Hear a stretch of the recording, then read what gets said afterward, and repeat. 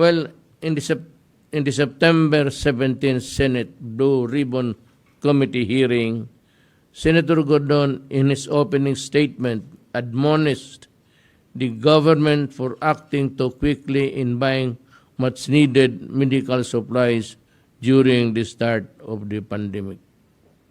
Again, I say again, Gordon admonished government for acting too quickly in buying much-needed medical supplies during the start of the pandemic.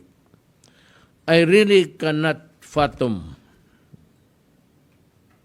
how this matter has now become the subject of an inquiry. Did I hear you correctly, Dick? Are you saying that the government should have moved slower than we did? Hindi ko makuha ang takbo ng utak mo. Anong klaseng argument dito? There was a pandemic. Everything was supposed to act fast, promptly, and then nandyan yan, Bayanihan 1, which Congress passed, was very explicit. Government can undertake negotiated biddings because the situation demanded it. So, ngayon, bakit, why are you trying to, cook something there? We do not know what are the ingredients that you are mixing up, and we are at a loss really of understanding the Senate now.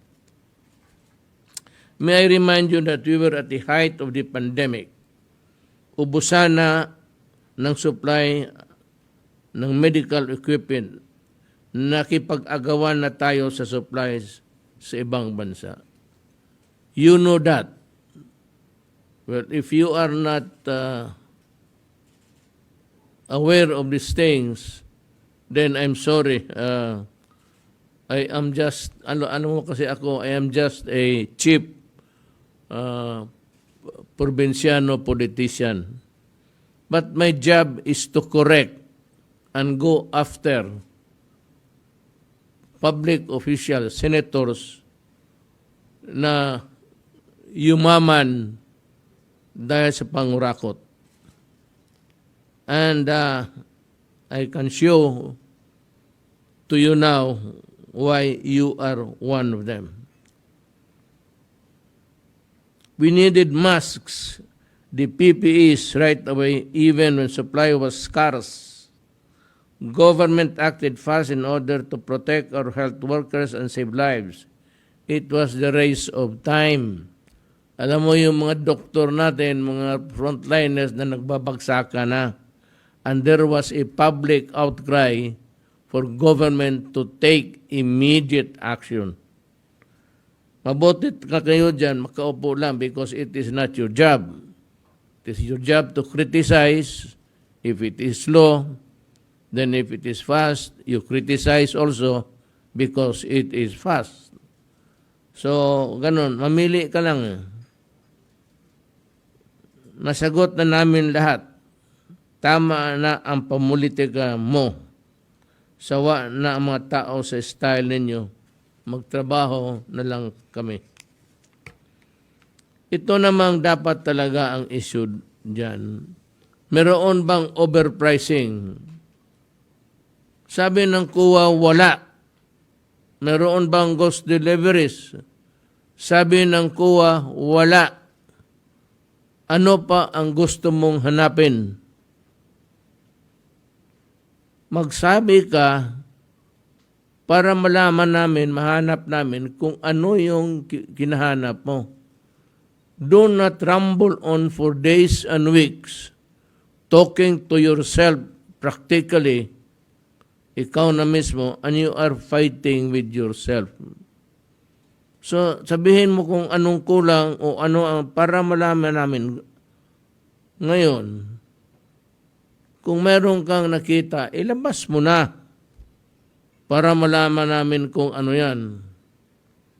And because you could not find any overpricing, or is it because a witch hunt, a fishing expedition for a political purpose?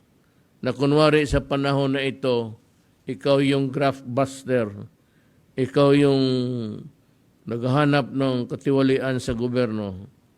Well, tignan natin. In the following pages, I will tell you why you are a farce.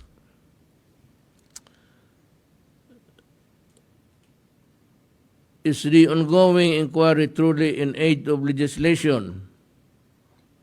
Or is it for political purposes? The simple fact is that the Blue Ribbon Committee has failed to produce anything to prove its accusation of corruption.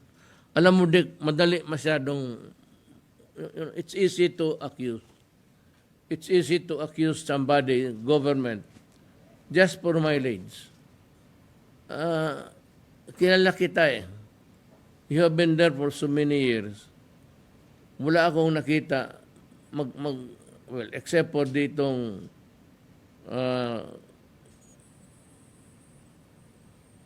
kay Napolis.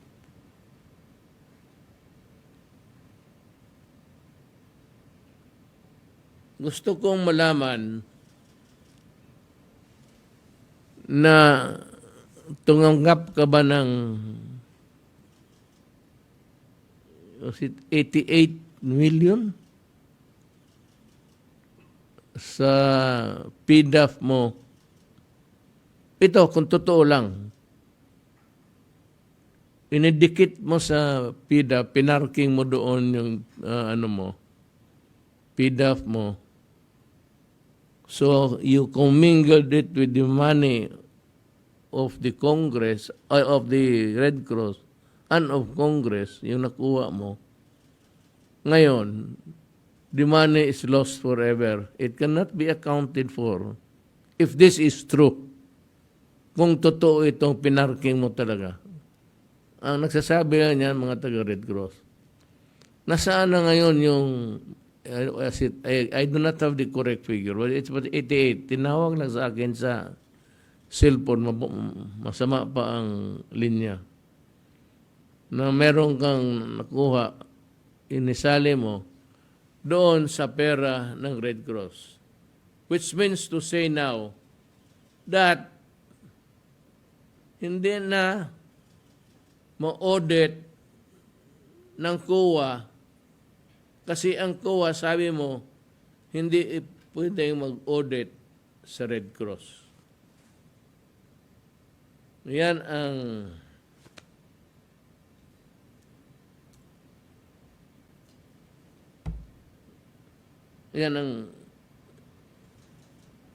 kung totoo ito.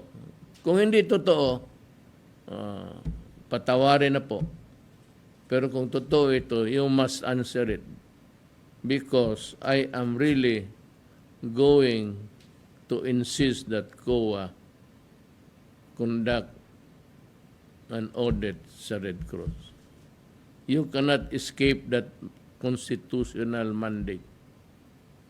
As a matter of fact, the mandate that you have to give me a yearly report of COA's wrongdoings or anong ginawa, hindi mo binigay. Doon ko pa sana nalaman. Kasi yun, ipapasa ko sa mga accountants. And to COA, maybe. Pero wala kang binigay. So wala kaming, government is left empty-handed. Paano, sige kahabol ng tao na korap? Paano ka namin habulin ngayon? Korap ka rin eh. Sabi ko nga, I am a chief politician. You are correct. I am a probinsyano. You are correct. Pero our mission here, by joining government, is to go after politicians like you who have enriched themselves, milking government of its resources.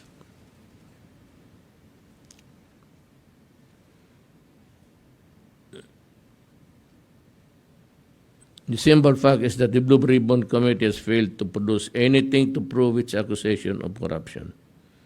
Even Dick, the committee chairman, conceded that there is no overpricing, yet still he insists on pursuing this witch hunt.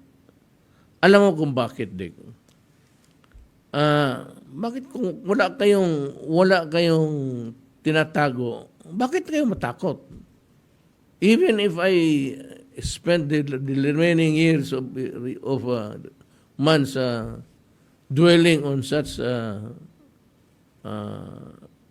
sabi mo na may pagkatiwalaan, then go ahead. But until now, kasi wala. Your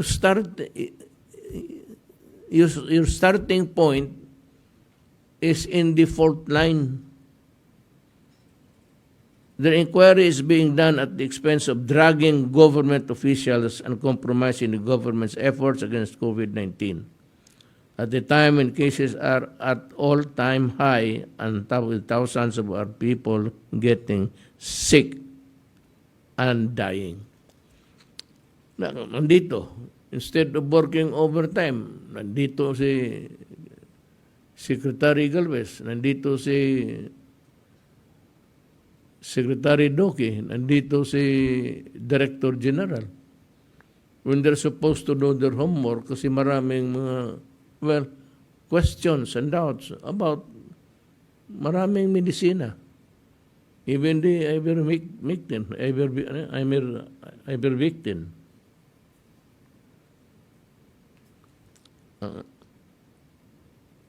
Ito talaga ang gusto nilang o gusto mo dik mangyari. Sirain ang pangalan ko at ang aking administrasyon at guluhin ang COVID response ng gobyerno dahil malapit na ang alam ko kung anong gusto mong takbuhan. Gusto ko nga mag one-on-one sana tayo kung may posisyon lang. Baski barangay captain na lang sa inyo. Your intentions are clear as a day. Important facts clearly presented in the recent hearing in the House of Representatives include statements made by the Commission on Audit.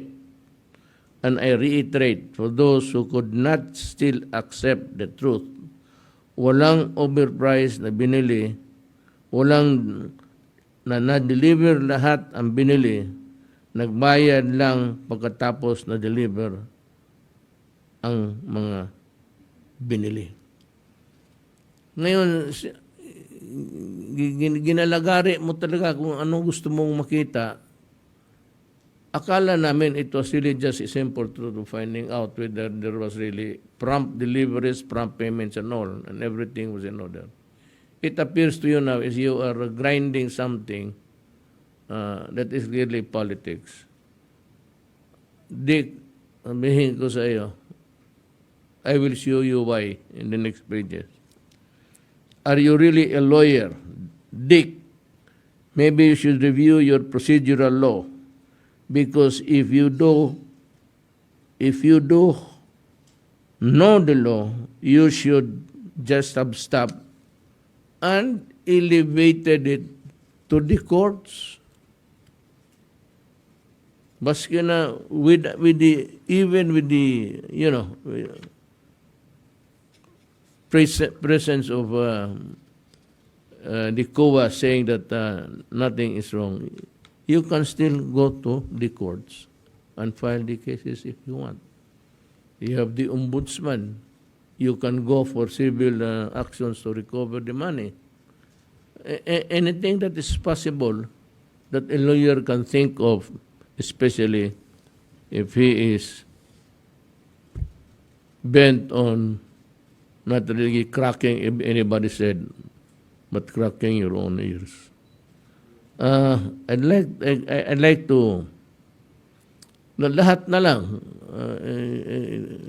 even the lower house has joined the fray. I think simply because nakikita nila that you are wasting the time of everybody. Can I have the video of Congressman Suarez, JJ. Pakinggan mo ito, Dick.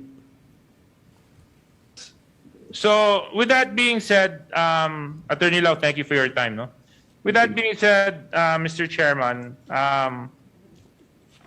kaya ko po gustong i-stress yung point na ito ay unang-una po ay pinalalabas po kasi na overpriced. Napatunayan natin hindi. Sinasabi naman nila ngayon, favored yung isang kumpanya. Malinaw naman po na hindi naman favored yung kumpanya. In fact, mayroong mga kumpanya na mas malaki pa po ang natanggap na supply contract. Sinasabi naman po na doon naman po sa pag-award ng kontrata ay questionable po. Malinaw po na ayon na rin po sa batas, sumunod naman po sa proseso. So, Mr. Chair, following your call and the statements that you made earlier, I hope that we can really put an end to this topic already. I mean, what else do we need to show? Obviously, from where I stand, you know, it's starting to become and be used as a political circus already. When our resource persons here, the Secretary of Health, I think Secretary Galvez is also here, may mga representatives pa sa DOH, Vince Dizon is here, they should be attending to COVID and pandemic. Instead of attending to COVID and pandemic, they're attending committee hearings for issues that we have already showed and clearly explained na wala naman pong problema. So, wag na po natin aksahin sana yung panahon at oras ng mamamayan sa mga bagay-bagay na kung may nakikita silang mali, edi maghablaan na lang. Kaso lang, tutukan natin yung problema ng bayan, which is COVID response and the pandemic, Mr. Chair. So again, Mr. Chair, thank you. My time is up, but I will again request that I be included in the next round. So Mr. Chair, before I end, I would like to congratulate you earlier on your statement of courage and bravery in handling the Committee of Good Governance. Thank you. Thank you, Congressman Suarez. Thank you again for your kind words. Next to interpret is Congress. Oh, yun na yun sa lower house. There is only one Congress. It is the upper house, the Senate, and the lower house, the House of Representatives. Pinapuna ka na. Ikaw yung pinapatamaan ni Suarez eh. Sino pa ba? In September 17 hearing of the Blue Ribbon Committee, COA Chairman Mike Aguinaldo clarified again that their audit report on DOH did not include any finding that money was lost on corruption. What was noted in the reports were deficiencies in the documentation. The absence of documents does not necessarily mean that the money is lost. What was noted in the report was deficiencies. Yun lang, deficiencies. Also, Chairman Aguinaldo said that on the PSDBM audit report, there was no mention of overpricing. The audit had to do something with the inventory management and not overpricing of medical supplies. On a very important note, Mr. Aguinaldo explained that the audit is an ongoing process, meaning the agency's concern is given to comply with the recommendations. According to him, DOH already submitted to them their action plan addressing some of the recommendations of the auditor. Chairman Aguinaldo noted, the resolutions of the different issues will come, not all the time, not at the same time, but one by one. But what is important is there may be some action plan to undertake. This is the rightful resolution of these issues. Our agencies will comply with the deficiencies and recommendations as provided in the process. Sadly, however, what others did was to blow these audit reports out of proportion and skewed the information to paint a picture of massive corruption. And these others call themselves senator. Mabutit na lang nagsalita na si Chairman Aguinaldo. At para hindi na namin, I said, I cannot really fathom what you are trying to prove. In the continuation sa Blue Ribbon Committee, in order for the hearings to be honest and fruitful, the Blue Ribbon Committee must treat all resource persons with utmost respect by giving them adequate time to speak and by avoiding any premature judgment. Yan ang pitfall mo sa pagkasenador. Hindi mo naintindihan talaga ang trabaho mo. And you have lost that... alam mo, pag mahusay ka kung magwan-on-man ka ng kwento dyan sa koridor, sa labas. Pero once naupo ka na, manabang mo na yung givel, nag-iiba ang anyo mo. Ano ka na, yung... Basta, you just simply melt into a kind of a despot. Saang hindi mo pinapatapos ang tao, tapos iniinsulto mo. Balang araw, may isang tao talaga dyan magtindig sa iyo. Tignan mo. One of these days, there will be somebody who will just stand up against you and say, putang ina kayong lahat. Kung nagpunta ako dito para malaman natin ang totoo. Huwag mo akong bastusin, huwag mo akong sigawan. Kasi, do you know what? Yun ang advice ko doon sa mga military. Keep the dignity of your rank as being soldier. Huwag kayong pumawag na sigaw-sigawan kayo ni Dick Gordon. Just stand up and go out. I said if the sergeant at arms, i-detain ka, then once I hear about it, I will go to the Senate and get you, extract you. Yan talaga ang mangyari. Then, Senator Gordon, we will be having trouble in government. Then, Mr. Gordon, we will be having a crisis. Then, Mr. Gordon, at the end of the day, it is the country who will suffer. Ikaw, siguraduhin kita that I will reduce you to your original size. Masyado ka nang lumaki. Lumaki ng ulo mo.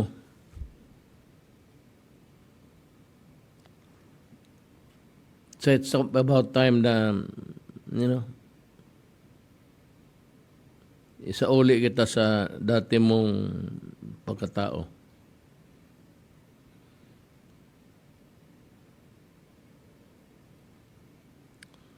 Up to now, the Senate Blue Ribbon Committee has not clearly articulated what could be the possible needed statute that prompted the need for this inquiry. The ongoing Senate inquiry has gone beyond the allowable exercise that is patiently being conducted in the primary purpose of inquiring on possible violation of laws. Isa pa yan. Hindi mo alam. yung ano ninyo, ang pinaka-weapon mo is contempt.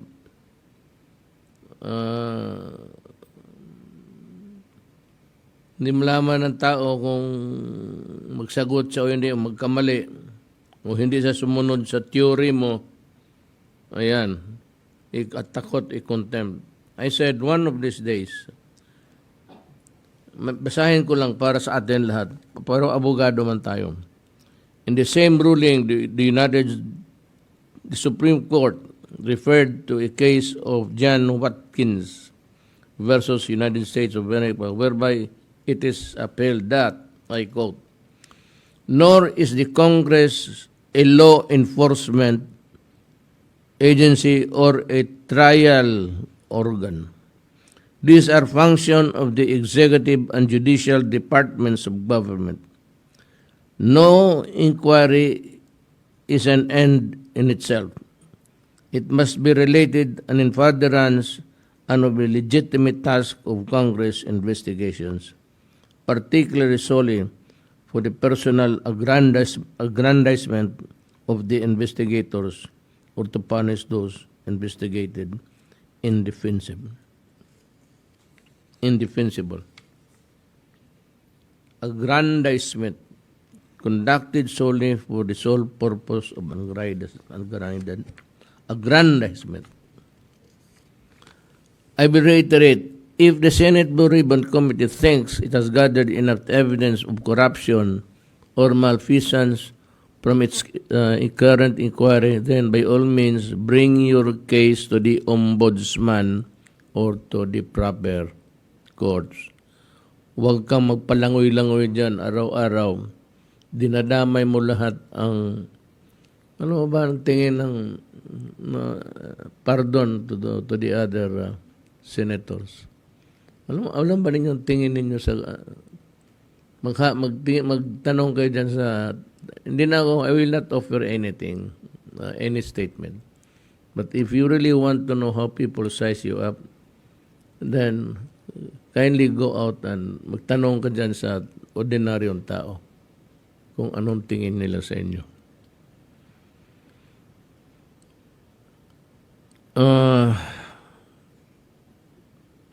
I'd like to hear Congressman Marcoleta. Isa pang ano ito. Present, Mr. Chairman. Yusek Lau, Opo, Mr. Chairman.